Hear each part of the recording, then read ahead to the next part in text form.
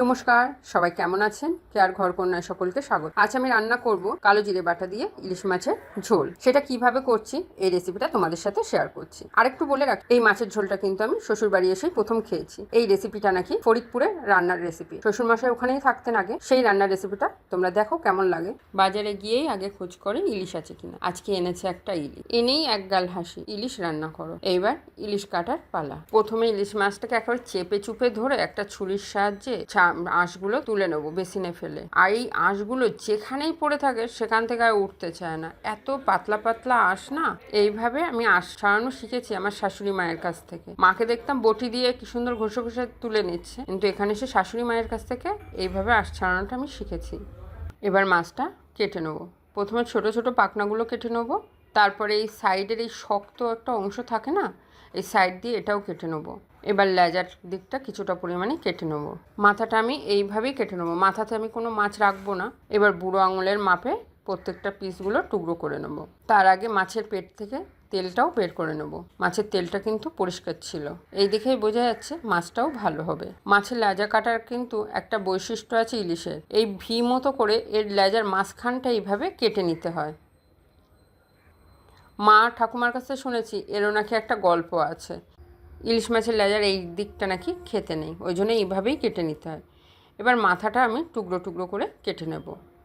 মাথাটা কোনো মাছ রাখবো না, কেন কোনো চচ্চড়িতে বা কোনো কিছুতে দিলে ঘেটে আর কাটা কাটা হবে না, ওই জন্য মাথাতে আমি কোনো মাছ রাখি না। শাশুড়ি মাকেও দেখেছি মাথাতে কোনো মাছ রাখতো না।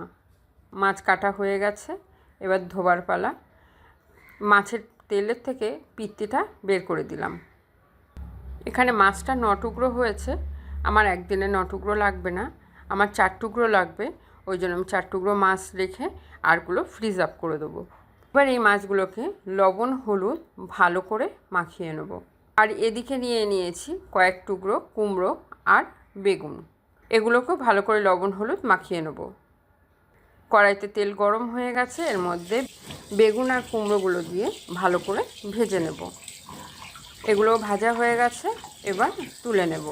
এবার এই তেলের মধ্যে দিয়ে দিলাম 1 চামচ মতো কালো জিরা, আর এর মধ্যে দিলাম 1 চামচ জিরা বাটা, অল্প একটু হলুদ, অল্প একটু লবণ, লবণটা স্বাদ মতো দিয়ে নাড়াচাড়া করে এর মধ্যে দিলাম প্রায় 1.5 চামচ মতো কাঁচা লঙ্কা বাটা। সব কিছু একসাথে ভালো করে মিশিয়ে নিয়ে এর মধ্যে দিয়ে দেবো 1 চামচ শুকনো লঙ্কার গুঁড়ো।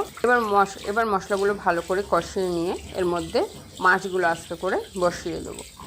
মাছগুলো 1 পিঠ 2 থেকে আড়াই মিনিট রেখে আর 1 পিঠ উল্টে দেবো। আবার 2 থেকে 3 মিনিট পরে এর মধ্যে দিয়ে দেবো কালো জিরা বাটা। এখানে কিন্তু প্রায় 1 চামচ মতো কালো জিরা বাটা আছে। এবার আবারও মাছগুলো একটু এদিক ওদিক করে দেবো। এই মশলাগুলোর সাথে মাছটা একটু ভালো মতো কষানো হয়ে গেছে, তেলটাও ছেড়ে দিয়েছে। এবার এর মধ্যে আমি দিয়ে দেবো ভেজে রাখা কুমড়ো আর বেগুন, এগুলো একটু এদিক ওদিক করে দিয়ে দেবো। এবার দিয়ে দেবো পরিমাণ মতো জল। সব কিছু একটু নাড়ি ছাড়িয়ে 2টো কাঁচা লঙ্কা দিয়ে একটু ঝোলটা ফুটে উঠলেই কড়াইয়ের ঢাকনাটা দিয়ে দেবো।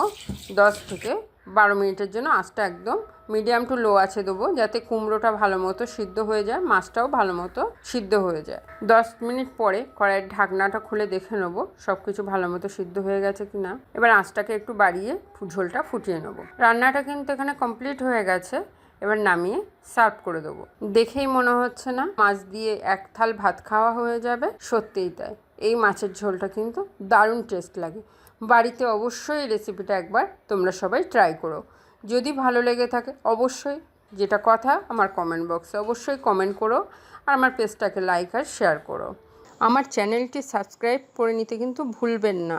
তাহলে আজ এই পর্যন্তই থাক, আবার দেখা হবে নতুন কোনো একদিনে নতুন কোনো এক রান্নার রেসিপি নিয়ে।